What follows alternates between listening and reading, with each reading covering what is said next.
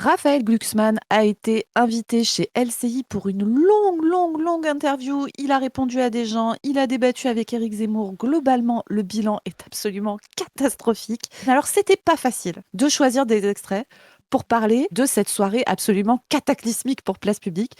On a quand même réussi à choisir. Aujourd'hui, nous allons traiter d'un petit extrait où Raphaël Glucksmann fait face à un militant de gauche non encarté, on va en reparler, qui le met face à son petit passage en Géorgie et qui le met face aussi à est-il de gauche ou pas? Quelle est sa position vis-à-vis du capitalisme? Vous allez voir, c'est très intéressant, il y a plein de trucs à en dire. Et je vous spoil un petit peu, mais il est possible que dans une prochaine capsule, on analyse plus précisément où est Raphaël Glucksmann dans l'écosystème du noisettistan actuellement. Raphaël Glucksmann est-il en train de se noisettifier? Le sein graphique avait-il encore raison? Spoiler, oui. Mais tout ça, ça sera pour un prochain jour, les amis. Restez connectés. Pour regarder Raphaël Glucksmann qui va se justifier de s'il est de gauche ou pas, j'appelle mon ami Chris. Chris, comment ça va? Je sais que tu t'es régalé en regardant l'interview. Est-ce que tu es prêt à la commenter avec moi? Bah moi je me suis régalé. Alors les gens ils comprennent pas tout le temps parce qu'ils voient pas en fait toutes les agencements du graphique. Reprenez la première profession, on vous a donné la fin. En fait j'ai un point commun avec Ouria Boutelja, c'est que je suis fan de Colombo. Et donc Colombo c'est structuré de cette manière, c'est que vous connaissez la fin. Et tout l'intérêt de l'épisode de Colombo, c'est, vous savez qui est le meurtrier, comment il a fait, c'est de voir comment Colombo va l'attraper justement pour arriver justement à reconcilier. Et ben le graphique, c'est exactement pareil. On vous a donné la fin, vous savez que Glucksmann il sera pas candidat. On vous l'a dit, ce sera pas lui le candidat. On vous l'a dit, c'est Boris Vallaud. Et tout le monde dit mais attendez, vous faites de Glucksmann une des deux pinces, des noisettes. Pour l'instant, jusqu'en 2025, il est une pince, mais il va peut-être pas tenir ce rôle jusqu'au bout. Et on a dit, un des défauts, c'est il n'a aucune consistance. Il y a d'autres défauts, Zoé, elle l'a dit, on le dira dans une autre capsule. Chris Vas-y. a dit son gros défaut, c'est qu'il est nul à chier. Voilà, et là, premier truc, un de ses principaux défauts, c'est ça. Et là, bah, on vient de le voir, et donc on va commencer par ça. Montrer à quel point ce type est creux, vide, inconséquent. Et il se fait attraper par des gens non encartés. Donc...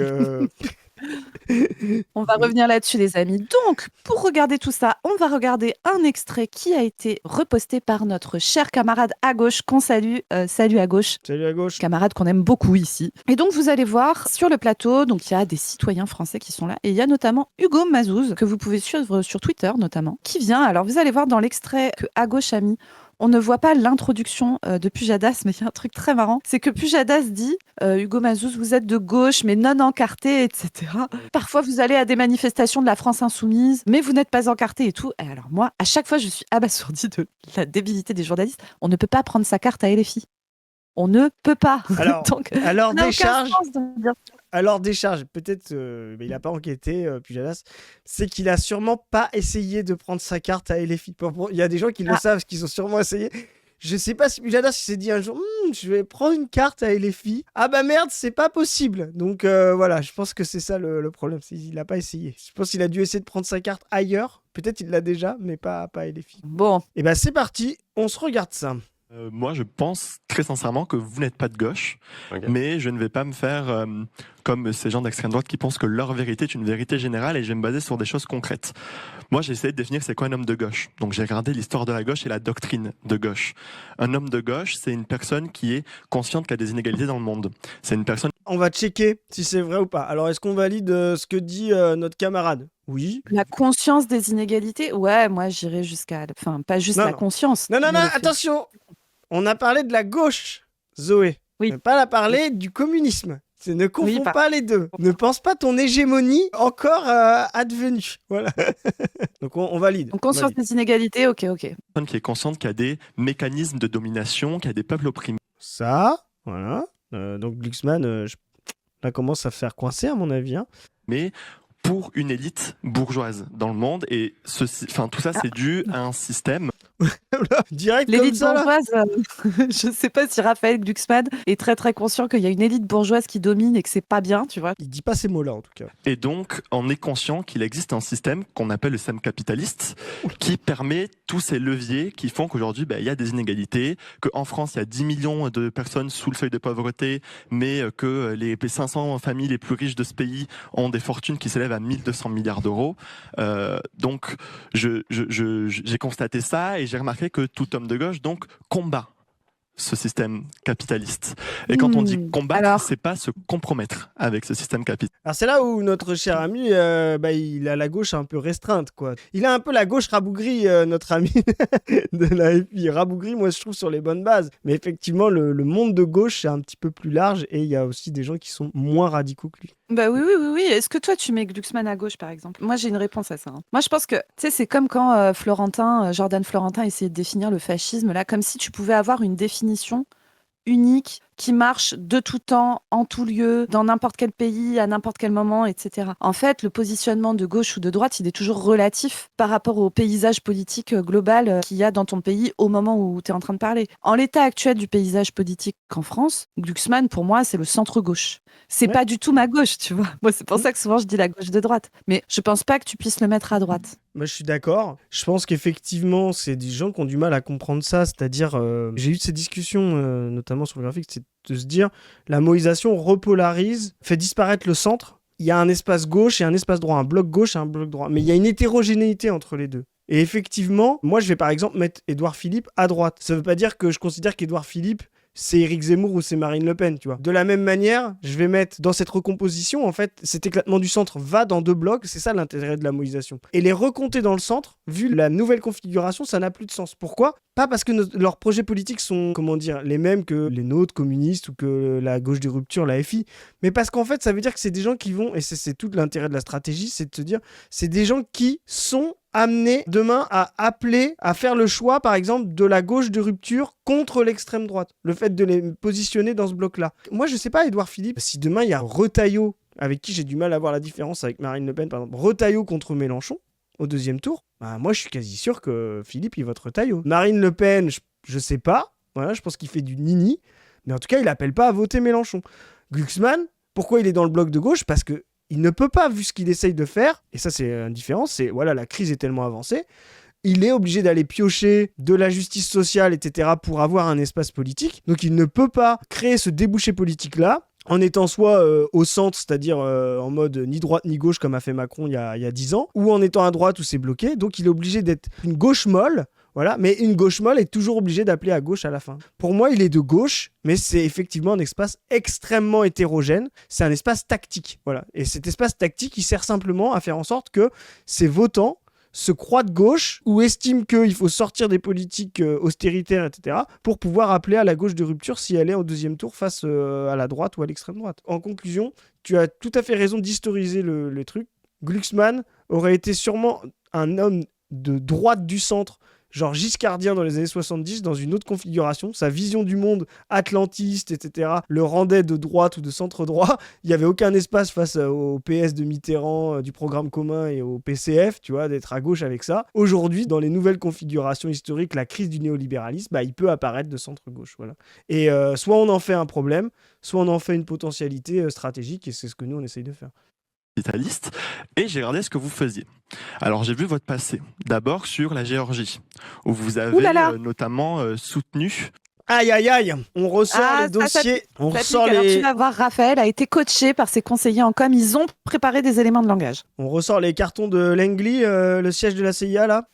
Un président qui a, par exemple, supprimé 60 000 emplois de fonctionnaires, supprimé le salaire minimum. Pour une personne qui se dit de gauche, c'est quand même assez ahurissant. 60 000 fonctionnaires, j'avais regardé quand même. La Géorgie, c'est 4,2 millions d'habitants. 60 000 fonctionnaires. Si tu le rapportes à la population, c'est comme si en France, on en supprimait 1 million. Je ne sais pas si vous imaginez le délire du truc. C'est de la boucherie, quoi. C'est vraiment de la boucherie. Et suppression du salaire minimum, on en pense quoi, ça, mon Chris ? Bah, moi, je pense que ça peut être, ça peut être utile pour dynamiser le marché du travail. C'est travail ou crève, quoi. Alors là, clairement, c'est ça qui est intéressant, parce qu'on parle de Saakashvili en Géorgie. Là, clairement, on était quelqu'un qui n'était pas de gauche. On était vraiment quelqu'un qui était de droite, centre-droit, atlantiste. Ces politiques-là ne peuvent même pas être conduites par Glucksmann maintenant. Ils ne pourraient même pas se faire élire sur un programme comme ça. C'est ça qui est intéressant, justement, quand tu historicisais, etc. Il y a 10 ans, dans un pays de la périphérie, de l'impérialisme, la Géorgie, coincée avec le nationalisme russe, et ben en fait, l'OTAN était en train, justement, de libéraliser et essayer de s'appuyer sur une bourgeoisie et une élite large, c'est-à-dire des gens cadres et supérieurs, pour créer une base pro-occidentale en les enrichissant, en favorisant l'exploitation, la lutte des classes. C'est ce qu'a fait l'OTAN. Il s'appuie sur la création d'une élite culturelle en accélérant le capitalisme des pays post-soviétiques. Il libéralise à fond, il privatise tout, ce qui permet de faire tourner la machine capitaliste en accéléré, ce qui permet de maximiser les richesses, d'en redonner à des populations, d'en ruisseler un peu aux populations subalternes, c'est-à-dire les 4 sup, les catégories, voilà. Par contre, d'une extrême violence pour les classes populaires, donc ça veut dire que d'un pays assez homogène en termes de classe et de rapport au travail, c'est-à-dire le pays soviétique, on surpaupérise une partie et on enrichit une autre, et la population enrichie, comme elle a la main sur les médias, c'est elle qui consomme la culture, c'est elle qui commence à consommer du matériel occidental, etc. Elle est soutien de l'impérialisme américain contre une population qui, elle, est beaucoup plus paupérisée, reste dans la misère et semble rattachée même à l'histoire soviétique ou à la Russie, justement parce qu'elle n'a pas profité des effets de ce capitalisme ultra-violent et ultra-accéléré. Et ce sujet collectif-là de l'élite pro-occidentale dans ces pays de l'Est, il est représenté par des gens comme Saakashvili, et il est magnifiquement représenté chez nous par un Glucksmann, qui est vraiment le pendant de ces gens-là, quoi. Moi, je suis né du bon côté de la barrière socio-culturelle. Je fais partie de l'élite française. J'ai fait Sciences Po, comme la majorité des gens qui nous gouvernent. J'ai eu la chance de pouvoir jouir, moi, de cette société de solitude. Quand je vais à New York ou à Berlin, je me sens plus chez moi, a priori, culturellement, que quand je me rends en Picardie. Et... Je connais pas ça. T'as jamais vu cet extrait magnifique? Mais là, dans l'interview, il le dit, mais dans une autre version de il dit évidemment, je vis à Paris, nanana. C'est vrai que la ruralité, au départ, c'est pas mon monde, je vais pas mentir. J'ai papoté avec des paysans. C'était vraiment typiquement ça, justement, cette élite qui est déjà... Et quand on dit mondialisé, en fait, c'est occidentalisé. Je fais une petite précision là-dessus qui est intéressante, mais on en a déjà parlé. Il n'y a pas l'Orient et l'Occident. Tout ça est une vision romantique et fantasmée, dépassée du 19e siècle, fétichiste même. Tout le monde entier est occidental. Et il y a des périphéries et un centre. Donc faire croire qu'il y a dans le monde aujourd'hui des gens qui sont à l'extérieur de l'Occident et d'autres qui y sont, c'est faux. Le monde entier, et ça c'est la dynamique du devenir monde du capitalisme, fait que tout le monde est occidental et en profite ou n'en profite pas de manière différente en fonction qu'on est soit prolétaire dans le monde du centre, soit qu'on est même bourgeois dans la périphérie. Tout ça crée des rapports. Voilà. Mais le monde entier est occidental. L'Orient n'existe pas. L'Orient est un fantasme. Le non-occidental est un fantasme. Et tout ça, toutes ces théories sur l'Orient contre l'Occident, le Sud contre le Nord, etc., tout ça sont des fantasmes romantiques qui n'ont aucune place sur le plan réel et pratique. Chris a dit Xi Jinping, ce grand dirigeant occidental. Hein. C'est ça qu'il a dit. Hein. Tout à fait. Mais je le dis, Xi Jinping est le pôle communiste anticapitaliste de l'Occident. Ce qui est déjà beaucoup plus intéressant si on le présente comme ça. Sans qu'on soutienne une classe des services publics et qu'on soutienne ce qui permet à la population de gagner un revenu qui est censé être convenable. Après, je me suis dit, bon, c'est peut-être son passé, je suis un homme de gauche, je pense que tout le monde peut s'améliorer. Donc j'ai regardé ce que vous faisiez maintenant, et notamment ce soir. Vous voyez, il y a quelqu'un qui vous parle de l'écologie, vous dit qu'il subit une concurrence déloyale vis-à-vis... Alors, petite anecdote rigolote, Zoé. Cet homme qui a parlé de l'écologie, son activité face à Glucksmann, qu'est-ce qu'il fait comme... Oui, noisette, figurez-vous. Alors, écoutez, on pouvait pas tout mettre. On pouvait pas tout mettre dans les capsules qu'on va faire sur Glucksmann. Mais oui, il y avait un nuciculteur, messieurs, dames. Oui, et vraiment, on s'est dit, mais ça... Enfin, désolé, mais ça, c'est encore le sein graphique qui nous envoie des signes... Et il y a des gens qui ne croient pas au sein graphique, malgré ça. Genre, vous êtes là, il y a un truc sur LCI, sur Glucksmann, qui se fait démonter par un nuciculteur. Moi, je sais pas, je suis désolé, hein, mais on a fondé des religions avec moins que ça. Hein. Enfin, moi, bref. Des choses qui sont importées de Chine. Et votre première chose, c'est de dire on va les taxer. En fait, le problème, il n'est pas là. Quand on est un homme de gauche, on prend les problèmes à la source. Le problème que vit monsieur, c'est que on est dans un système qui permet la surconsommation. On est dans un système de surconsommation et on est dans un système qui est dans une mondialisation. Donc, ce qu'on fait, c'est qu'on éduque la population sur les risques écologiques. Mais là, on pourrait discuter. Ouais, là, cette vision de tout le monde surconsomme, ils ont besoin d'être éduqués, voilà, je pense là, il y a justement, lui, ce qu'il a l'air de dire, c'est il y a un système de surconsommation et donc ça suffit pas d'éduquer les gens, il faut s'organiser pour qu'ils surconsomment pas. Je crois que c'est ça sa take.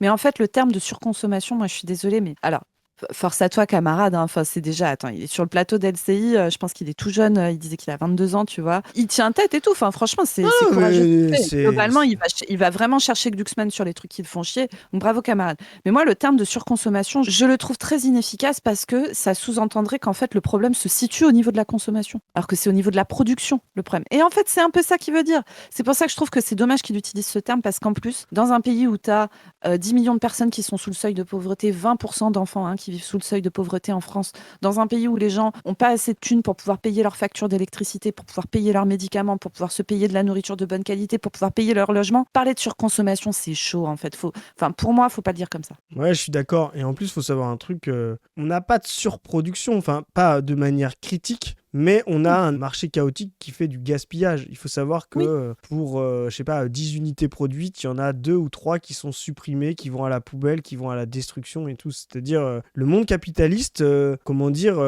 vous savez, c'est comme les champs de maïs quand vous voyez en pleine canicule. Nous, on connaît ça avec Zoé, parce qu'on habite en ruralité. Les gros propriétaires là, de blé ou de maïs, c'est vrai qu'ils arrosent en pompant dans les nappes phréatiques énormément d'eau, tu sais. Et en fait, tu sais que tu as 50% de la flotte qui se dissipe avec la chaleur, avec la condensation, avant d'atteindre la plante. Effectivement, des gens qui ont pensé l'agriculture dans des zones plus erratiques ont inventé le goutte à goutte, tous ces genres de choses, ce qui fait que chaque goutte d'eau va enrichir la plante et donc on gaspille pas de l'eau. Le monde capitaliste, il vit comme ce que j'ai dit là. Il arrose un max, il produit, et puis ce qui est en trop, il détruit, il le remplace par d'autres marchandises, et puis ce qui est consommé, il consomme. Et donc c'est un modèle chaotique. Et c'est ça qui crée la pollution. C'est pas la volonté de surconsommation des gens. D'ailleurs, il l'a rappelé tout à l'heure, il y a 10 millions de gens pauvres. Quand on est pauvre, c'est justement de fait qu'on ne peut pas surconsommer. Voilà. Et cette surproduction, c'est simplement en fait pertes et profits pour toutes les entreprises, parce qu'en fait, ce qu'a besoin du capitalisme, c'est d'accélérer tout le temps le cycle de marchandises, produire, parce qu'il vaut mieux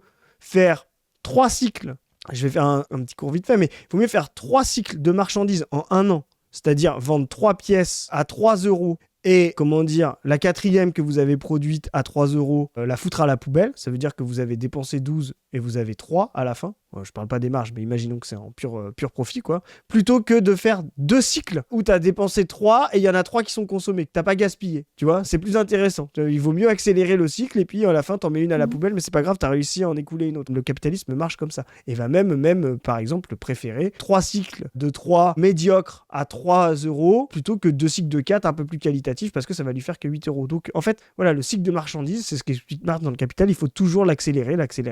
Et donc ça produit, ça gaspille. Mais à la fin, ça n'est pas surconsommé. Il y en a qui surconsomment, effectivement, et puis il y en a d'autres qui consomment pas du tout. Et il y en a beaucoup qui partent à la poubelle. Également qu'on leur donne le pouvoir d'achat nécessaire pour pouvoir acheter français. N'importe qui ici, si on avait les moyens, on achète. Tu vois, c'est là où je pense qu'il est quand même plutôt à proposer l'éducation et l'augmentation des salaires par protectionnisme et tout. Tu vois, je pense qu'il se fourvoie un peu notre camarade là. On achèterait français, on achèterait local. Mais on ne peut pas le faire parce que la société aujourd'hui... Donc ma question, excusez. Donc là, il est dans le faux parce qu'en fait, il ne comprend pas qu'on produit plus localement. C'est pas qu'une question de pouvoir d'achat, tout n'est pas produit localement. Et revenir à cette idée qui est même un peu fantasmée là par les bourgeoisies occidentales de pouvoir tout produire localement sur place, etc. Ça, c'est une fausseté en fait. Le monde ne reviendra pas à ça. La démondialisation, il faut la penser en partenariat avec la Chine, avec l'Asie, avec l'Afrique. L'idée de reproduire localement et d'avoir l'équilibre production, consommation à l'échelle locale, tout ça n'est plus possible dans un monde tel qu'il est organisé aujourd'hui. Enfin, c'est pas du tout le monde communisme. Encore une fois, ça dépend de quoi on parle. Tu vois, pour de la bouffe, la France est encore un pays très agricole. Il y a beaucoup de la bouffe qu'on consomme, qu'on peut fabriquer pas loin, etc. Et penser des circuits courts et tout, mais pas parce que le local c'est bien en soi, mais parce que ça fait dépenser moins d'essence. Voilà, enfin tu vois, pour des raisons d'organisation collective, on se dit cette manière-là de produire est mieux. Mais on ne pourra pas produire localement nos téléphones. On va pas pouvoir produire localement tout un tas de trucs. Donc effectivement, il faut pas se voiler la face sur la réalité. Moi, je vais dire, le local, c'est une notion très historique. C'est quoi le local ? C'est le département, la région, le national. Tu vois, genre, ce qui est marrant, c'est que ce qu'on appelle local, pour nous, c'est presque national ou continental, alors qu'il y a une époque où c'était juste autour de chez soi, tu vois. Et demain, te dire, il y a des modes de production. Demain, tu peux avoir une entreprise à 500 mètres de chez toi qui est extrêmement nocive en termes de carbonation, et demain, faire des circuits vertueux de circuits de train électriques entre la Chine, tu vois, un transsibérien électrique communiste entre la Chine et l'Europe qui serait, comment dire, moins polluant et moins impactant sur la planète que d'avoir une entreprise ultra polluante de charbon à côté de chez soi. Donc en fait, c'est le local contre le non local, c'est vraiment une fausse opposition, quoi. Excusez-moi, qui est très direct, c'est quand allez-vous assumer que vous n'êtes pas de gauche et que non mais il faut le dire, il se compromet avec la Macronie, il a signé il y a un an. Vous vous comprenez avec la Macronie, effectivement, vous avez proposé une alliance de non-censure avec la droite et la Macronie en reniant le programme GNFP que vous avez signé il y a un an et demi, je ne sais pas si vous vous en souvenez. La réponse de Raphaël Glucksmann. La question elle mérite d'être posée. Nous, ça fait partie de ce qu'on dit, c'est l'affrontement, paradoxalement, c'est ça la tactique. L'affrontement principal pour la gauche de rupture, pour les insoumis, dont ce monsieur semble proche, mais comme il n'a pas sa carte, on ne peut pas savoir. Mais c'est vraiment l'affrontement avec Glucksmann, avec cette gauche-là, et ce sera sûrement pas Glucksmann, voilà. C'est l'affrontement principal. Et ce que les gens ne comprennent pas, c'est que cet affrontement principal en termes tactique politique n'est pas la contradiction principale. La contradiction principale, c'est avec le monde capitaliste bourgeois qui va dans la réaction. Mais tactiquement, il faut faire de l'hégémonie et du combat sur quelle gauche on veut pour pouvoir combattre l'extrême droite. Ce n'est pas parce que l'extrême droite, c'est la contradiction principale que l'affrontement politique principal est l'affrontement avec l'extrême droite. Non, c'est l'affrontement avec deux gauches, justement pour, ce qu'on disait tout à l'heure, maximiser cette doctrine à gauche, ce bloc de gauche avec son hétérogénéité, pour qu'ensuite, quand on se retrouve dans la contradiction principale, celui-là soit majoritaire dans les consciences, dans les volontés de transformation. C'est du billard à trois bandes, mais c'est ça la tactique politique, quoi. C'est vraiment tout le plaisir de la catégorisation dont on a l'habitude dans une partie de la gauche. Tu vois, c'est les mecs qui détestent qu'on nomme les choses. C'est insupportable. Ah, la catégorisation, c'est pas bien et tout. Mais en fait, la catégorisation, c'est nécessaire pour penser.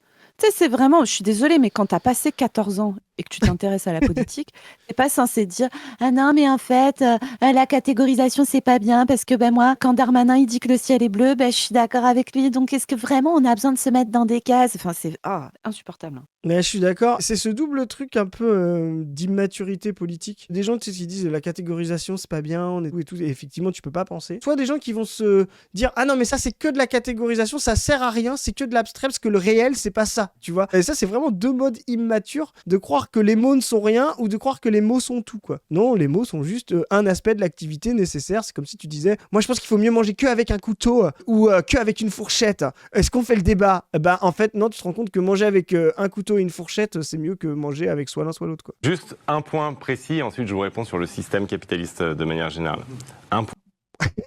Waouh. Le teasing fait envie, hein. Ah ouais, moi je suis chaude. Réponds-nous sur le capitalisme. Ouais, on sait que Marine, elle arrive pas trop, Marine Tondelier. Marine, elle sait pas comment on fait autrement. Elle sait pas. Si quelqu'un a une idée. Je suis fier, mais très fier. Très très fier même. D'avoir été en Géorgie et d'avoir aidé le gouvernement géorgien après l'invasion russe à résister à cette invasion. Et moi, ce que j'ai fait, c'est au moment où tous les Européens mettaient la tête dans le sable, et une partie... Petite digression, c'est pas l'habitude de la pas du team, mais je vais quand même le faire. Non. C'est marrant ce petit discours de je suis très fier, les Européens mettaient la tête dans le sable. Ça me rappelle, alors j'étais jeune mais j'ai revu depuis, ça me rappelle la guerre de Yougoslavie, la guerre des Balkans, début des années 90. Renseignez-vous aujourd'hui sur les mêmes là qui soutenaient Izetbegovic en Bosnie ou qui soutenaient les Croates. Les BHL. Voilà, donc BHL et qui d'autre? Le papa Glucksmann soutenait Izetbegovic en Bosnie. Notre Finkielkraut soutenait les dissidents croates qui ont tous fini dans la pire réaction, renseignez-vous. Et là, c'est marrant, faites le lien, il est en train de ressortir des choses qui se passaient pendant que ces gens-là ont pris le pouvoir dans les Balkans, ce qu'on permettait à des gens en quête de sensations. Je veux dire, des trucs, personne n'oserait faire un film de science-fiction là-dessus. Renseignez-vous, des gens qui payaient pour pouvoir aller sniper des gens, des femmes, des enfants pendant la guerre des Balkans sous contrôle des gens là comme Glucksmann qui soi-disant étaient très fiers de pouvoir soutenir ces gens-là contre l'armée yougoslave, dont on sait d'ailleurs, juste pour info, que des gens comme Ratko Mladic ou Milosevic, qui sont des salopards, il n'y a pas de problème. Ça, c'était le côté serbe. Voilà, hégémoniste serbe. Renseignez-vous sur Milosevic, ce n'est pas un titiste, c'est quelqu'un, justement, qui a fait ses armes avec la CIA, justement, à la chute de Tito. Pour ceux qui pensent que les Yougoslaves étaient intrinsèquement pro-serbes, ça c'est ce qu'on a raconté à ce moment-là, Tito était slovéno-croate. Donc c'était un type qui n'avait rien de serbe. Donc toute cette mascarade. Et voilà, son petit discours là me rappelle exactement les gens qui dans les débuts des années 2000, début 2010 se faisaient passer pour des chantres de la liberté dans les Balkans. J'espère qu'on ne trouvera pas les mêmes saloperies qu'on est en train de trouver aujourd'hui dans les Balkans, en Géorgie, mais je suis pas prêt de parier là-dessus, quoi.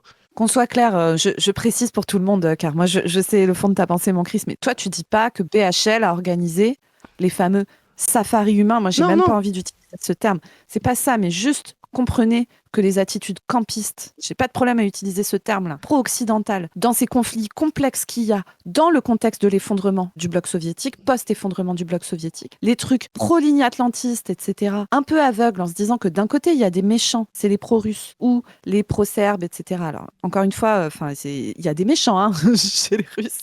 Actuellement, chez les Serbes à l'époque et tout ça. Et que de l'autre côté, il y a les gentils qui sont pour la démocratie. C'est vraiment une vision extrêmement parcellaire et bête et dangereuse du conflit politique. Et là, tu vas voir, on va écouter Glucksmann, mais il va vraiment nous faire cette dichotomie-là. Il ne va pas répondre sur la libéralisation du pays, etc. Il ne répondra pas là-dessus. Et il va répondre sur la gentille démocratie versus la méchante dictature. Et le terme de démocratie, moi, j'ai toujours envie que ces mecs nous le définissent parce qu'il n'est jamais défini. Et nous savons très bien, nous en avons de multiples exemples ces dernières décennies, que la démocratie est utilisée par les puissances atlantistes pour faire les pires saloperies. La démocratie, c'est l'argument qui a été utilisé pour l'invasion de l'Irak par George Bush. C'est l'argument qui a été utilisé pour soutenir Israël, qui serait la seule démocratie du Moyen-Orient qui est en train de faire un génocide en Palestine après leur avoir imposé un régime de brutalité, de colonisation forcée, de massacre et d'apartheid depuis 80 ans. D'accord. La démocratie, c'est aussi l'argument qui a été utilisé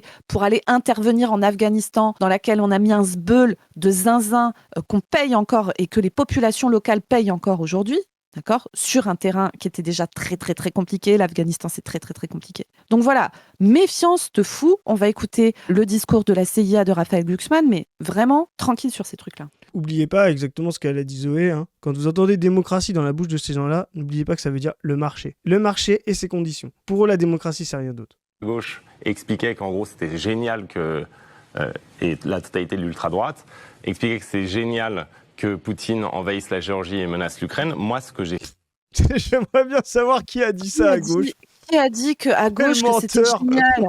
Vraiment, mais tu vois, quand on parle de manière... Parce que vous avez vu, là, nous, quand on a parlé de la Yougoslavie, etc., on n'a pas dit « il y a des gentils, ils étaient très, très gentils, il y a des méchants, ils étaient très, très méchants ». Parce qu'en fait, on ne peut pas dire ça, d'accord. C'est complexe, c'est compliqué. Il y a plein de choses imbriquées à l'intérieur. Et lui, il arrive en disant « ah ben voilà, l'extrême droite et la gauche, oui, let's go. On trouvait ça super que Poutine envahisse la Géorgie. » Mais j'ai envie de dire, mais allons-y. Surtout, disons bien des grosses conneries qui peuvent avoir des conséquences gravissimes. Merci Raphaël Glucksmann pour cette conséquence. C'est honteux, il est médiocre déjà. Moi j'espère que déjà t'es pas trop envahi d'euphorie par ce charisme incroyable que tu vois, voilà, parce que, quel génie quoi. Les faits, c'est que j'ai décidé de rester sur place. Alors je me suis pas occupé des politiques intérieures pour pouvoir arrimer la Géorgie dans l'Union européenne, éviter qu'elle s'effondre. Et vous savez qu'on a perdu contre un milliardaire qui possédait 40% du PIB du pays et qui a vendu son pays à la Russie et que, honnêtement... Et genre, vraiment, les pays de l'Est, ils ont pas vendu leur pays à des milliardaires pro-occidentaux, quoi. Enfin, vraiment, mais quelle blague, quoi. Enfin, il veut nous parler de la Hongrie ou de la Pologne. Enfin, je veux dire, ils sont dans l'Union européenne, c'est des gens qui ont vendu littéralement leur pays au marché occidental. Qu'est-ce qu'il vient nous raconter ? Je veux dire, les pays les plus, détenus par des milliardaires, c'est pas la Géorgie dans le monde, c'est la France, c'est les pays occidentaux, c'est les Royaumes-Unis, c'est les États-Unis. Regardez, depuis Macron, le poids des fortunes les plus riches dans le PIB. Mais qu'est-ce qu'il nous raconte ? Enfin, vraiment, c'est une honte, quoi. Le mode de production même du capitalisme est un mode de dépropriétarisation des choses pour qu'une toute petite partie concentre la propriété. Donc, qu'est-ce qu'il vient nous raconter sur le fait que ce serait russe de faire ça ? Non, c'est littéralement le mode de production que tu défends et avec les nations en tête de celui-ci, c'est-à-dire les nations atlantistes, quoi. Honnêtement... Et attends, je me permets quand même un truc. Parce qu'il dit, moi, je me suis pas occupé de la politique intérieure géorgienne. Ça veut rien dire. Mais je me suis occupée de l'arrimer à l'Union européenne. Qu'est-ce que ça veut dire concrètement ? mais ça ne veut rien dire. Et je me permets quand même de rappeler, parce que, en fait, comment dire, on n'est pas défini par son conjoint, mais quand même, parfois c'est intéressant de savoir ce que fait ton conjoint dans la vie. Je rappelle qu'actuellement, la conjointe de Raphaël Glucksmann, c'est Léa Salamé, qui présente le JT le plus gros des chaînes de télévision publique de France, d'accord, et qui a présenté la matinale la plus écoutée de France pendant des années. Petite pression, depuis qu'elle présente, il diminue. Comme quoi, les gens sont pas si cons. Plus plein d'autres émissions, son émission à la con, là, Salamé, comment elle s'appelle à cette émission Ouais, le truc du samedi soir, là, je sais plus quoi. Là. Oui, voilà, où elle invite des gens et tout. À chaque fois que je regarde des extraits, c'est catastrophique. Elle est là. En plus, c'est vraiment la journaliste qui dépolitise la vie, quoi. C'est insupportable, vraiment. Et elle pose des questions qui sont indécentes. Je vous rappelle l'interview de Carlos Ghosn par Léa Salamé. Est-ce que vous vous souvenez de cette dinguerie où le mec se retrouve en prison pour des histoires de malversation au Japon et tout. Alors bon, il y avait peut-être des sauces un peu complexes et tout. Le mec s'échappe de prison en se planquant dans une valise. C'est un grand patron multimillionnaire, etc. Et la meuf est là et a dit tous les enfants de France vous appellent l'homme à la valise et tout. Mais qui sont les enfants de France que tu fréquentes, Léa Salamé, quoi? Moi, mes gamines, elles parlent de K-pop Demon Hunter, hein, pas de Carlos Ghosn dans la valise. Mais bon, chacun son truc. Et donc, à l'époque, Raphaël Glucksmann était marié à une meuf qui s'appelait Eka Zgouladze, alors je ne sais pas si ça se prononce Zgoulad ou Zgouladze, qui était juste ministre de l'Intérieur sous Saakashvili, c'est-à-dire le gouvernant pour qui a travaillé Raphaël Glucksmann. Elle a aussi aidé parce qu'ils ont participé au mouvement Euromaïdan en Ukraine, etc. Elle a été vice-ministre de l'Intérieur au sein du gouvernement de l'Ukraine. Comment dire? C'est pas rien, quoi. C'est pas ouais, je suis passée dans le pays, je l'ai un petit peu arrimé à l'Union européenne et tout. Et dans un contexte où, on va pas pouvoir faire tout le truc de la Géorgie et tout, mais il y avait quand même des vraies questions sur le traitement des prisonniers dans les prisons géorgiennes, etc. Enfin, c'est pas rien, quoi. C'est pas rien. Et surtout qu'en plus, on sait que pour s'arrimer à l'Union européenne, qu'est-ce que demande l'Union européenne? De saccager les politiques intérieures. Genre le respect de niveau d'endettement, le respect de l'inflation, le respect de dépenses publiques, etc. C'est que des trucs de massacre de l'État-providence et de politique intérieure que demande l'Union européenne quand on veut s'arrimer à elle, quoi. Donc vraiment, c'est un CSC ce qui est fait, quoi. Mais ça n'a rien à voir avec la politique intérieure. Il ne s'en est pas occupé, Chris, d'accord? Ouais, non, mais voyez-le. Ouais, non, mais tu vois, là, il y a un truc. Mais lâchez-lui pas la veste et c'est très bien là, que le camarade fasse ça. Mais là, en fait, on voit qu'il est pas préparé. On voit que le type, il est grisé, mais il va exploser. De toute façon, nous, l'annonce depuis le début. Enfin, le graphique l'annonce depuis le début. On voit qu'il est pas préparé. Tu peux pas dire ça. T'imagines, là, il est déjà en difficulté face à un jeune de la France insoumise. Imagine, il se retrouve face à Mélenchon. Tu vois, mais même pas mort. Mélenchon, face à Bompard, face à Panot. Il se fait manger. C'est impossible de dire j'étais travaillé avec lui pour l'arrimer à l'Union européenne, ça n'a rien à voir avec les politiques intérieures. Non mais vraiment, soit il le dit premier degré et on est face à un crétin, soit il le dit avec cynisme et on est face à un salopard.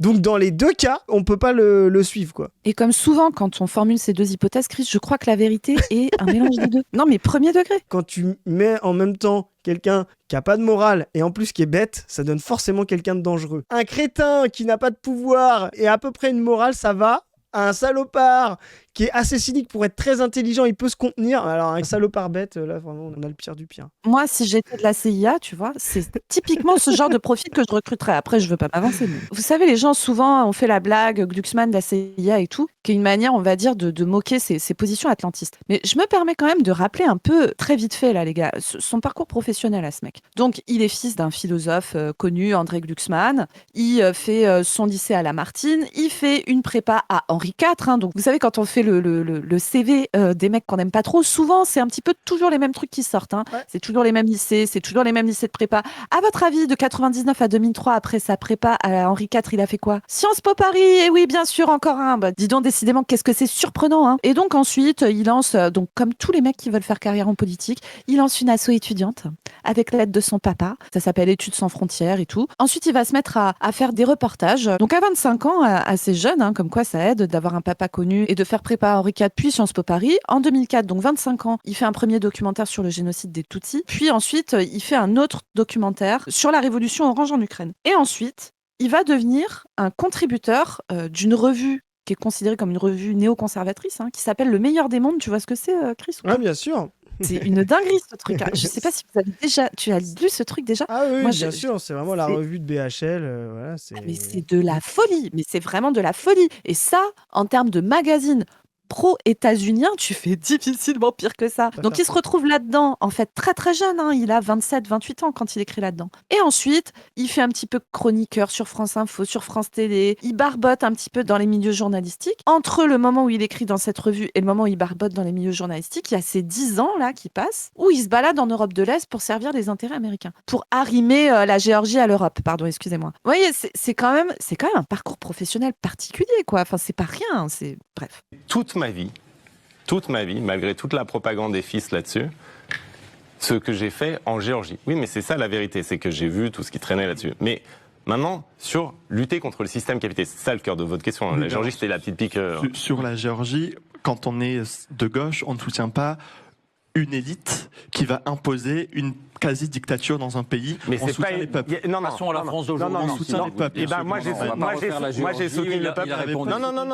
Non, parce que là c'est un mensonge. Non, mais vous n'êtes pas. Non, c'est un mensonge. Il n'aura pas le temps de parler de la France.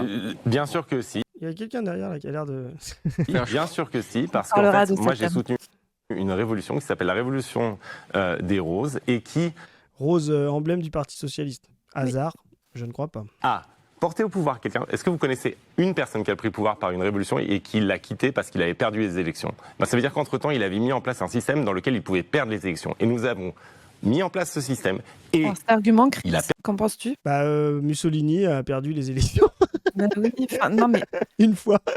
Il est revenu Mais après. en fait, t'as vu, il pète les plombs sur le terme de dictature parce qu'il y a la démocratie. La démocratie, c'est celle dans laquelle il y a des élections. Et puis, il y a les non-démocraties à côté. Je vous rappelle qu'actuellement, ce qu'on appelle des démocraties, c'est par exemple la Grèce, qui vote pour un gouvernement qui, dans le cadre de la crise des subprimes de 2008, etc., se retrouve très en difficulté, se fait foutre littéralement le couteau sous la gorge, vote pour un gouvernement démocratique, hein, avec cette fameuse Union européenne à laquelle Glucksmann avait envie d'arrimer la Géorgie, d'accord? Et là, il se tape la Troïka, qui se ramène chez eux, l'Allemagne, la tête de l'Union européenne, le FMI, qui arrive en disant « tout ça c'est de la merde, vous allez saigner votre peuple pour pouvoir protéger les marchés financiers qui vous ont prêté et qui sont en train de vous imposer des taux d'intérêt de zinzin, et pour pouvoir protéger la force de notre monnaie, notre système bancaire, etc. » Pas les peuples, hein, les financiers, la grande bourgeoisie, etc.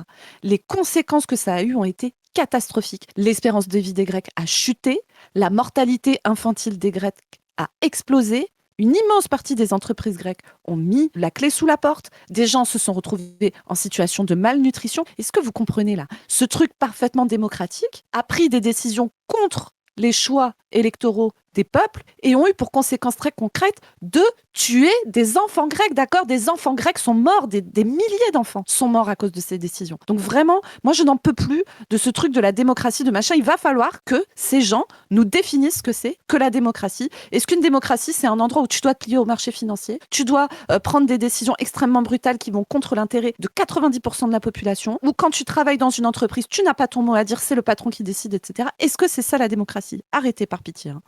Perdu les élections et il a quitté le pouvoir. Et aujourd'hui, il est en prison. Et il a perdu les élections parce qu'il y a eu une conjonction de l'Église et des milliardaires pour le faire perdre. Mais moi, maintenant... Bon, tout ça est faux. Hein. Enfin, faut savoir, le Saakashvili, tout ce qu'il a fait, il a été en exil aux États-Unis, il est revenu, il a été en Ukraine, il a eu la nationalité ukrainienne, on lui a refusé la nationalité ukrainienne ensuite. Vraiment, il raconte n'importe quoi de A à Z, quoi. Non, je veux répondre. Et donc, vraiment... C'est une immense fierté. Êtes-vous un macroniste qui penche à gauche mais qui n'est pas vraiment de gauche? Non, la France d'aujourd'hui, la France d'aujourd'hui. Mais arrêtez. On va pas remettre ça sur la Russie. C'est des fake news produites par Poutine, mais vous vivez où? Oh là là, au-delà du discours, il est tellement médiocre là, comment il se défend là, c'est des fake news. Putain, vraiment, il tient pas la marée quoi. Il y a passé des années et tout. Moi, j'en reviens pas qu'il soit pas capable, en l'espace de 2-3 minutes, de t'expliquer exactement la situation politique, etc. Là, tu sais, il balance un truc genre un milliardaire, l'église orthodoxe, ce qui est pas faux, tu vois. C'est la place de l'église orthodoxe dans ce truc-là et tout, avec la force russe derrière. Mais en fait, il est incapable de montrer un peu de finesse d'analyse et d'intelligence en montrant quels étaient les rapports de force en présence et tout. Il est là, on dirait vraiment un étudiant de Sciences Po de 20 piges à qui on a rédigé des éléments de langage et qui essaye de les annoncer comme ça en parlant d'un sujet qu'il ne connaît absolument pas. C'est consternant. C'est ça en fait, le problème, c'est que pourquoi il n'arrive pas à le tenir? Parce que ça tient pas. C'est-à-dire qu'il pourrait expliquer. Et il a raison de dire qu'effectivement, il y a un affrontement entre du nationalisme russe, mais de l'impérialisme capitaliste, avec en tête de pont les Américains. Mais en fait, si tu viens, ça ressortirait justement, ça lui donnerait pas raison sur le fait qu'il est de gauche. Parce que justement, tout ce qu'il a mis en place contre le nationalisme russe, c'est justement des politiques néolibérales pro-commerce, marché, qui justement ne le rendent pas de gauche, quoi. Donc, s'il expliquait bien, ça ne prouverait pas non plus qu'il est de gauche. Donc, il est un peu coincé, et la question du camarade est pertinente à ce titre. Moi, je ne pense pas que c'est juste mettre des pansements sur un système quand vous luttez contre les lobbies de tous les grands groupes, de toutes les multinationales, pour imposer le devoir de vigilance des multinationales. Et je peux vous garantir que les Inditex, les Nike et les autres étaient bien plus inquiets par le fait qu'on allait mettre en place le devoir de vigilance des entreprises que par n'importe quel discours pseudo-marxiste sur le capitalisme en général. Il faut mettre à bas le capitalisme en général. Qu'en penses-tu, mon Chris? Penses-tu réellement qu'actuellement, tous les PDG des grandes entreprises tremblent à l'idée que Raphaël Glucksmann arrive au pouvoir? Ils sont là, non, nous on préférait le communiste. Franchement, c'est vraiment Raphaël Glucksmann avec son truc de vigilance, là, vraiment, c'est le gros stress. C'est vrai qu'ils n'ont pas du tout contourné les normes sur le carbone, les normes sur le social, les normes sur les délocalisations. C'est vrai, ça fait... En fait, on a l'impression, mais Raphaël Glucksmann qui nous vend, tu sais, il est vraiment dans les années 70-80, le gars. Et la mondialisation commence... Le grand moment des patrons de gauche de Laurent Mauduit, c'est vraiment, on est là-dedans. C'est, quand même... La mondialisation est au début sauvage, et il y a des règles éthiques qui disent non, on va aller faire du capital, on va s'enrichir comme des dingos là-bas. Mais gentiment. Mais on va quand même mettre des règles éthiques. Mais ça fait 40 ans qu'ils font du profit en s'assoyant dessus. Le meilleur, c'est le carbone. La taxe carbone, la décarbonation. Le mieux, c'est vraiment la bourse au carbone. Qui a été un objet, je sais pas si tu connais cette histoire, mais justement de détournement de fonds absolu. Il y a eu une affaire là-dessus, il y a une série sur Canal+ qui montre ça, où justement tu pouvais acheter des droits à carboner, tu avais des droits de carbone, et puis tu pouvais les revendre à d'autres entreprises. Enfin, vraiment, ils ont contourner toutes les règles. Et là, notre ami Glucksmann, il arrive, il est en 91 dans sa tête, on va mettre des règles éthiques, la mondialisation, et ça, c'est plus important que d'attaquer le capitalisme. Mais vraiment, non seulement c'est bidon, mais ça a 30 ans de retard sur l'état du monde. Ça a 30 ans de retard sur l'état du monde. Ils s'en tapent. Aujourd'hui, ils ne sont plus soumis à ces normes-là. Et d'ailleurs, ils pensent la Chine comme un pays dans l'ordre 20-30 du commerce et de la production mondiale. Aujourd'hui, c'est la Chine qui décide des normes de production. C'est sûrement pas les Européens à Bruxelles, quoi. Enfin, vraiment, c'est catastrophique. C'est pour ça, Chris, qu'il faut une Europe très forte et extrêmement libérale. C'est pour ça, en fait, c'est pour faire face à la Chine. Mais premier degré, c'est ça que pense Raphaël Glucksmann. Je voudrais savoir les usines Nike en Chine. Alors, il n'y en a plus, parce que juste pour info, c'était trop cher. J'aimerais bien qu'ils nous parlent vraiment des pays producteurs capitalistes. Aujourd'hui, ils sont au Cambodge, au Vietnam. C'est pas ceux qui l'attaquent le plus, parce qu'ils sont très soumis à l'ordre impérial. Voilà. Mais quand c'est la Chine qui fait les règles, quand il y a encore des délocalisations, quand vous montez une usine en Chine, maintenant, c'est plus l'Europe ou l'Amérique qui décide des règles qui sont imposées dans l'entreprise. C'est la Chine directement, quoi. Donc tout ça, c'est du blabla de A à Z, quoi. Ça ne les a jamais, ça ne leur a pas posé le moindre problème. Et pourtant, vous avez sorti une feuille de route pour 2027, il me semble, il y a quelques semaines, une feuille de route, un programme, vous avez sorti plusieurs idées pour les prochaines échéances à venir, et dedans, vous ne parlez pas des lobbies. Juste parce que là, quand ils disent ça ne leur a jamais posé aucun problème, ils parlent des discours marxistes anticapitalistes. Les discours marxistes anticapitalistes n'ont jamais posé aucun problème aux grandes entreprises capitalistes de ce monde. Mais tu te fous de notre gueule, Raphaël Glucksmann, ou quoi? Tu sais comment sont traités les marxistes sud-américains? Tu sais comment ont été traités les militants marxistes en Amérique du Nord?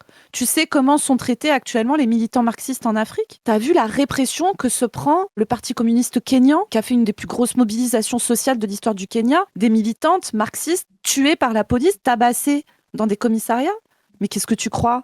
Mais sérieusement, la CIA qui t'aime bien, probablement, mais on sait pas, nous on sait pas. Tu crois que eux, ils regardent pas où peuvent se passer des poches de marxisme et tout avec des révolutions possibles et qu'ils n'agissent pas contre? Tu connais l'histoire de la deuxième moitié du XXe siècle? Non mais c'est de la folie de dire ça, putain.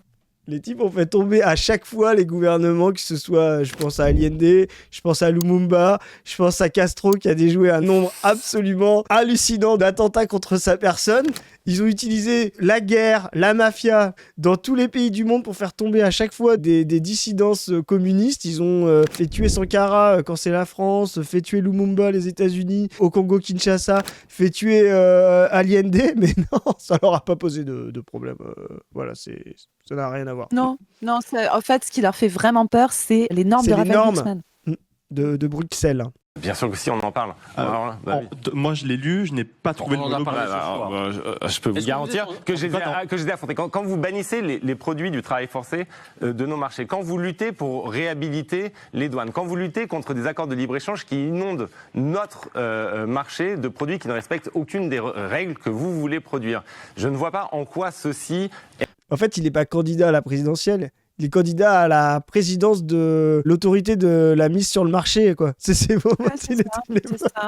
C'est l'autorité de régulation de la concurrence, c'est lui. Hein. C'est vraiment... Ce qui est drôle, mais c'est super intéressant. Un type qui se pense candidat pour une présidentielle, résoudre des problèmes, en fait, il pense comme un haut commissaire au marché public, quoi. Tu vois, c'est significatif, quoi. Bah, c'est le rôle qu'il a eu toute sa vie. Hein. Est une apologie du système capitaliste. Je savais que c'est une apologie. Je pense que vous avez une posture qui est celle d'une gauche morale, mais pas une gauche de combat. Mais c'est pas moral. Oui, alors gauche morale, je trouve que c'est vraiment le pire terme. Après, je comprends pourquoi il l'utilise là. Je vois ce qu'il veut dire. En gros, il veut dire, tu dis que c'est pas bien qu'il y ait des pauvres, tu dis que le sida c'est méchant et que la guerre c'est méchant, mais en fait concrètement, dans les politiques que tu vas mettre en place, ça change rien. Je pense que c'est ça qu'il veut dire par gauche morale. Mais en fait, l'opposition morale et politique, elle est très stérile en vrai. Ça vaut le coup de l'utiliser parfois dans un débat sur des trucs précis. Mais moi, je pense que nous, militants communistes, on a vraiment intérêt à sortir de cette notion-là. Parce que d'ailleurs, moi, j'ai vu une meuf de Place Publique répondre sur Twitter que la gauche morale, c'est justement la gauche plus radicale qui dit il faut s'attaquer au capitalisme et tout, parce que ça, c'est de la posture morale aussi. Et moi, j'ai envie de dire, il faut pas... c'est pas une honte d'être guidé en partie par de la morale et par de l'éthique quand on pense un système politique. Moi, je suis communiste parce que je pense que c'est le meilleur système pour que tout le monde puisse vivre au mieux. Padu a cité dans une caps que vous avez fait il y a pas longtemps, c'est la phrase de Sankara, est-ce que tu veux du champagne pour quelques-uns ou de l'eau potable pour tout le monde ? Eh ben moi, ma morale, c'est que je m'en bats les couilles si personne n'a de champagne du moment que tout le monde a de l'eau potable. C'est, oui, un choix éthique et moral. Et c'est vrai. Et ça s'assume, tu vois. Ça se justifie. Ma morale, c'est que les enfants ne doivent pas subir la violence des adultes. Aucun être humain n'est un objet. Personne ne doit être utilisé comme un instrument. Et oui, c'est une posture morale parce que tu pourrais, de manière parfaitement pragmatique, te dire que c'est très pratique de pouvoir faire travailler des enfants et que c'est parfaitement normal de pouvoir laisser les enfants être incestés dans leur famille parce que ça ne remet pas en cause le fonctionnement global de la société, etc. Tu pourrais te dire ça. Eh ben non, il y a une posture morale qui dit ça. Et je vais te citer toi, mon Chris, quand on avait parlé de ça, mais tu avais dit une phrase que je trouvais très forte, qui était « Notre politique est morale et notre morale est politique ». Et voilà, moi je pense qu'il faut assumer ça. Notre politique est morale, notre morale est politique. Qu'est-ce que tu vas faire ? C'est ça, exactement. Il ne faut pas se dire que la transformation des choses est amorale, c'est-à-dire au-delà de la morale. Ça, c'est une certaine forme de bêtise techniciste, quoi. Et il ne faut pas faire croire non plus que des gens qui font la morale ou qui ont des jugements de valeur ne sont que là-dedans, et donc c'est ce qu'il faudrait... Voilà. Le PS, quand elles font de l'antiracisme, a sa morale qui est libérale. Ils ont une politique libérale, ils ont une morale libérale. Et bien à nous d'avoir une morale prolétarienne et une pratique prolétarienne. La morale ne s'oppose pas aux politiques, c'est un tout, quoi. Donc opposer morale et politique, c'est vraiment quelque chose qui n'a aucun sens et qui en plus se donne des airs de transformation qui ne va pas au bout, en fait. Parce que si vous n'avez pas l'éthique et la morale de votre politique de transformation et de votre pratique révolutionnaire, vous n'irez jamais au bout. Vous ne prenez pas la lutte des classes dans le cœur de votre combat. Dernière réponse. C'est pas moral de mettre la responsabilité civile des patrons de multinationales pour les crimes qui sont commis par leurs sous-traitants à l'autre bout du monde. C'est pas moral, c'est défendre nos producteurs et c'est défendre les droits humains. Mais c'est sûr que moi, par contre, il y a une différence. Et franchement, il faut acter des différences. C'est très bien dans la vie, différence. Je pense pas que vous ayez le monopole de dire machin est de gauche ou bidule ne l'est pas. Parce que votre vision de la gauche, qui est une vision sectaire et qui... Elle est pas sectaire. Si, elle est complètement sectaire. C'est son avis, c'est son avis. Si. Et sectaire, comme ça c'est gratuit, ça. Mais ça on connaît, ça. Nous c'est souvent C'est souvent nous qui sommes accusés de ça. Voilà. Sectaire, ça veut dire intransigeant. Vraiment, c'est ça. Quand on est intransigeant, on est traité de sectaire. Je pense que Robespierre a été traité de sectaire. Je pense que Lénine a été traité de sectaire. Je pense que Allende a été traité de sectaire. Je pense que Sankara a été traité de sectaire. Voilà. Quand vous êtes intransigeant, vous êtes traité de sectaire. Et le non-sectaire, c'est ceux qui arrivent à mixer, à avoir un petit peu d'éclectisme, à prendre un peu partout. Voilà. Ça, c'est bidon. C'est vraiment des gens qui n'ont soit pas de pensée, soit des pensées cyniques, c'est-à-dire qui s'adaptent, quoi. Voilà. Non, on est intransigeant. Oui, on est intransigeant. Ça nous suffit pas d'avoir des patrons éthiques. Voilà. Parce qu'un patron éthique est toujours un exploiteur. Quand il arrête de violenter des enfants, c'est mieux que quand il le fait. Voilà. Mais il exploite quand même. Quand il exploite des gens 35 heures au lieu de les exploiter 60 heures, c'est mieux que quand il... Mais il les exploite quand même. Et donc, l'idée, c'est d'en finir avec le rapport social même d'exploitation. Et pas simplement de faire de l'exploitation éthique. Parce que c'est ça qu'à la fin, ils font. De l'exploitation éthique. Et ça, c'est vraiment typique, parce que quand on disait qu'on parlait du renouveau du cercle de gauche, oui, elle est par rapport au néolibéralisme totalement dérégulé. Glucksmann peut apparaître de gauche juste avec ce truc minimal. Par rapport à la rupture complète, il est à droite du bloc de gauche, quoi. Et ça, il faut l'avoir en tête, c'est que voilà ce qu'on appelle la gauche molle de Glucksmann, ou la gauche de droite, ou le centre-gauche, etc. C'est cette gauche-là qui dit « on va faire comme avant sur le plan fondamental des rapports sociaux, mais on va aller moins loin ». C'était plus une question de changement de nature, c'est simplement un changement de degré. En vrai, moi je préfère, hein. Enfin, je veux dire, si je dois choisir entre lui et Le Pen, tu vois, ou entre lui et Retailleau, moi, je prends. S'il y a un gars qui me dit, je suis moins bon en analogie prison que Zoé, mais je vais tenter un truc. S'il y a un gars qui me dit, bon, là, on va pas te tuer aujourd'hui et tu dois choisir si on t'enlève 2 doigts ou tout un bras, je gagne un jour, je prends les doigts. Voilà. Mais mon esprit, il est quand même orienté par me barrer de là. Je vais pas me dire, ouh, super, il m'a enlevé que 2 doigts, mais en fait, je suis trop bien ici, let's go, c'est vraiment trop sympa. Voilà. Et pour autant, ça ne veut pas dire qu'il ne faut pas mener des luttes au coup par coup. Tu vois, la CGT a théorisé ça en parlant de la double besogne. Oui, là, tout de suite, maintenant, tu vas te battre pour les 35 heures, puis pour les 32 heures. Tu vas te battre pour obtenir 120 balles d'augmentation pour tout le monde, etc. Mais en fait, ces petites avancées ne sont pas suffisantes. Il faut quand même les mener, à condition que tu les mènes, pas pour dire c'est bon, on a eu 120 balles, tout va bien, on arrête ici, le monde a gagné, Raphaël Glucksmann, c'est le capitalisme tremble, beaucoup plus que si on voulait le remettre en question totalement, etc. C'est ça la différence entre les deux. Les petites avancées que propose Glucksmann n'auraient un sens que si elles étaient intégrées à un projet politique global beaucoup plus ambitieux, ce qui n'est pas le cas. Chez lui, la petite avancée de départ est en fait une fin en soi qui ne va donc rien changer. Ouais, et puis c'est pas la même chose, par exemple, demain de dire on va mettre des règles éthiques sanctionnées par une administration libérale européenne, tu vois, ou si on mettait, par exemple, des pouvoirs aux travailleurs pour que ce soit les travailleurs eux-mêmes qui décident des règles éthiques, tu vois, pour sanctionner eux-mêmes leurs propres patrons. À la fin, il y a... Si tu veux, il y a toujours une éthique de interroger la façon dont on produit. Mais quand tu laisses le pouvoir aux travailleurs ou à l'administration libérale, tu comprends que le projet, il est assez différent. C'est une vision où, en gros, vous avez un système capitaliste.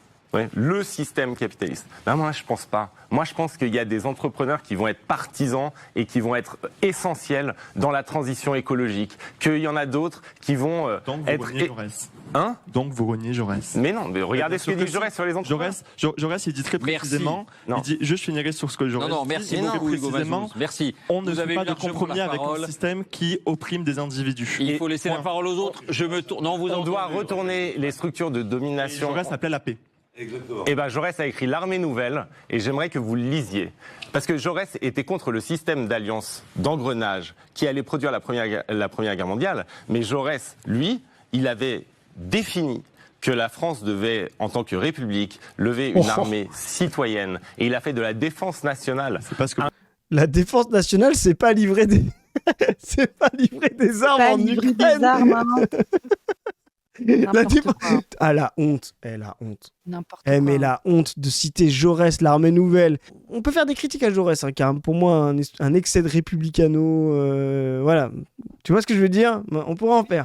Plus Lénine que Jaurès, mais Moi aussi. Mais quand il fait l'armée nouvelle, si tu veux, il se place dans la tradition robespierriste de dire il faut une armée citoyenne pour se défendre contre les autres nations et jamais attaquer, quoi. Et là, il parle d'un gars qui applaudit les interventions américaines partout dans le monde et qui dit au consortium militaro-français, produisez plus de bombes pour aider l'Ukraine. Ouais, vraiment, on est où là? Toujours la même question, est-ce qu'il est inculte ou malveillant, quoi? Et bon, après, là, il nous a refait le mot numéro. Gna, gna, gna, on va avoir besoin des patrons pour la transition écologique. Oui, mais on peut les dégager aussi. Hein, c'est très clair.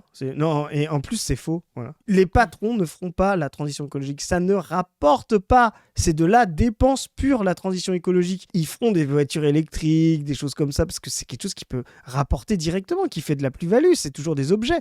Mais ils ne feront jamais la transition fondamentale qui est pour eux un pur poste de dépense. Ça ne marchera pas comme système.